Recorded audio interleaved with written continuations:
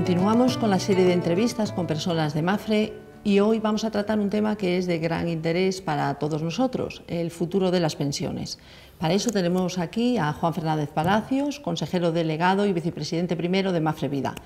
Gracias, Juan. Muchas gracias a vosotros por la invitación. Sí, el tema de las pensiones es algo de lo que ahora comienza a hablarse con cierta preocupación. ¿Por qué? Bueno, el problema parte de la evolución de nuestro sistema público de pensiones, que sigue siendo la fuente principal de rentas de todos los jubilados en este país, ¿no? Es un sistema de reparto donde las prestaciones de cada año se pagan con las contribuciones de los trabajadores activos ese mismo año. Claro, con el incremento del número de personas que acceden a la edad de jubilación y con el aumento de años en que estos están percibiendo pensiones, unido a la insuficiencia de las contribuciones por el estancamiento del mercado de trabajo y por otras razones, se produce un déficit que este año estimamos en 17.000 millones de euros, cerca del 1,5% del PIB. El problema, además, va a ir a más, porque la esperanza de vida va a seguir aumentando y también el cambio en los mercados de trabajo se va a acelerar, de manera que las perspectivas a futuro son preocupantes si no se adoptan medidas de mucho calado. Además, es un problema que no ocurre solo en España, pasa también en otros países, ¿verdad? Sí, la raíz del problema es global. La esperanza de vida, afortunadamente, está creciendo en todos los países, grandes y pequeños, desarrollados y emergentes. Para que te hagas una idea, entre 1990 y 2012, la esperanza de vida en el mundo creció desde 64 a 70 años y en África, concretamente, de 50 a 58. Por otro lado, los cambios en el mercado de trabajo, impulsados por la revolución digital, también se producen de forma generalizada. Un estudio de McKinsey que leí hace unos días decía que entre el 20 y el 30% de la población de la Unión Europea y de Estados Unidos ya trabaja por su cuenta. Lo que ya no es tan común es la situación de las pensiones en cada país, porque eso depende de otros factores, depende de la distribución de los pesos entre el sistema público y los sistemas privados, depende de cuándo los países hayan adoptado o hayan empezado a adoptar medidas de corrección.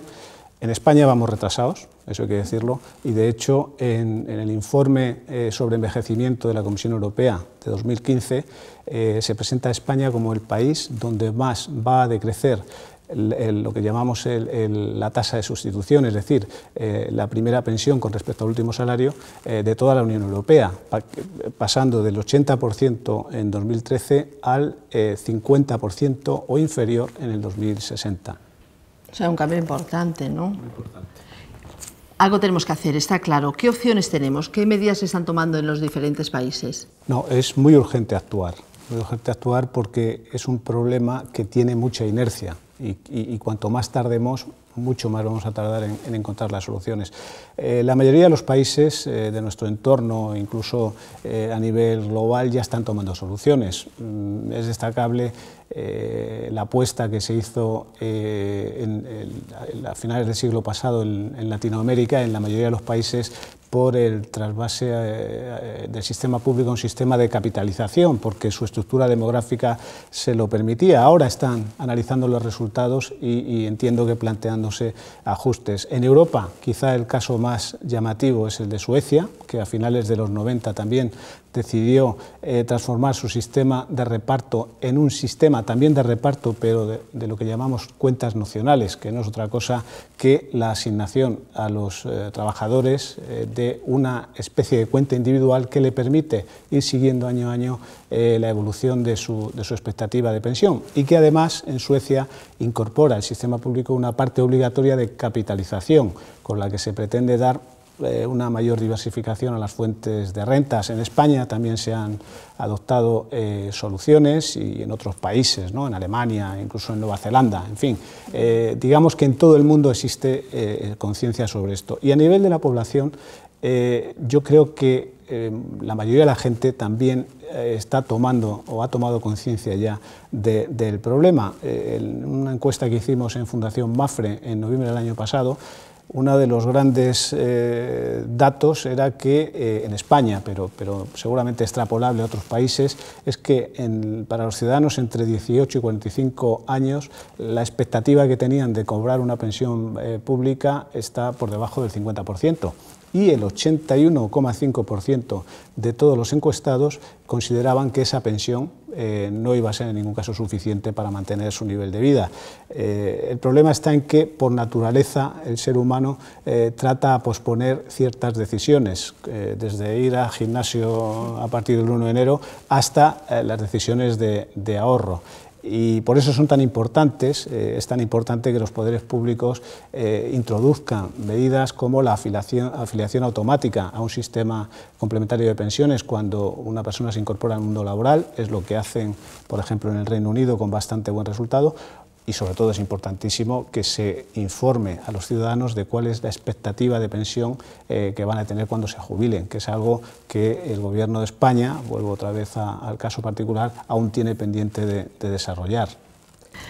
Entonces, todos tenemos que buscar la solución, no es algo que se pueda hacer desde un solo punto. Las empresas, los gobiernos, los ciudadanos, tenemos que implicarnos. Desde luego, tenemos que implicarnos todos.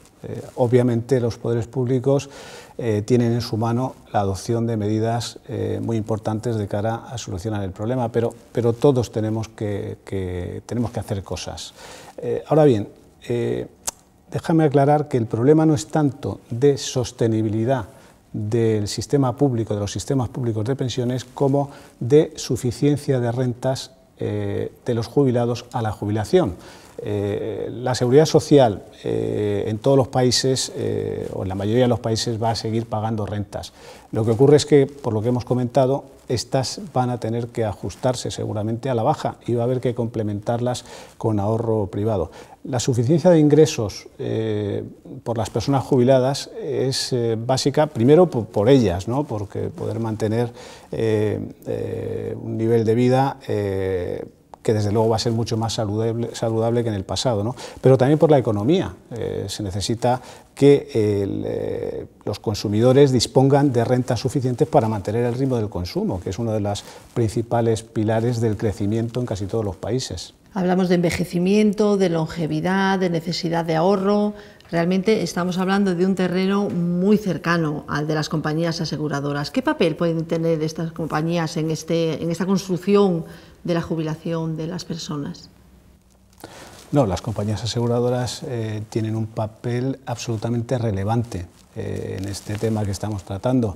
De hecho, en el ADN del seguro está la canalización del ahorro a largo plazo y su gestión. Tenemos en eso bastante nivel de especialización y contamos con una gama amplísima de productos de acumulación que van desde los seguros de vida ahorro hasta los planes de pensiones y también de desacumulación, fundamentalmente a través de las rentas temporales y vitalicias. Las rentas, déjame decirte que son el producto idóneo para complementar las pensiones públicas. De hecho, lo que pagan los sistemas públicos de pensiones son rentas vitalicias, ¿no? Y ahí nosotros tenemos también una gama muy amplia. Es cierto que tenemos que innovar. Tenemos que ser capaces de hacer llegar mejor nuestras propuestas de valor a los ciudadanos en este punto, con una combinación adecuada de agilidad y sencillez en la contratación y en la operativa, sin perder la cercanía que nos da el asesoramiento individualizado. Y todo esto hay que hacerlo priorizando siempre la seguridad y la solvencia. Por ejemplo, introduciendo mecanismos que contemplen un eventual incremento disruptivo de la longevidad. Para Mapfre, el desarrollo que van a experimentar los sistemas complementarios de pensiones es una grandísima oportunidad. Nos va a permitir estrechar el vínculo con las familias y anclar otros productos que tenemos en nuestra oferta como grupo, ¿no? Contamos también con unas estructuras comerciales muy potentes a las que estamos dotando de la mayor capacidad de asesoramiento. En definitiva, innovación, pero poniendo siempre en el centro a la persona. Perfecto, muchas gracias por compartir con nosotros todos estos conocimientos que nos permiten tener más claridad sobre el problema. Me voy a permitir decirte los mensajes principales con los que yo me he quedado. Por un lado, que los individuos, los ciudadanos, tenemos que concienciarnos de que debemos ahorrar para la jubilación, y por otro, que las aseguradoras van a tener un papel muy importante en ayudarnos a construir ese ahorro. Así es, has cogido justo lo más importante. Muchas gracias a vosotros. Gracias a ti y gracias a todos vosotros por seguir esta entrevista, y os esperamos en la siguiente.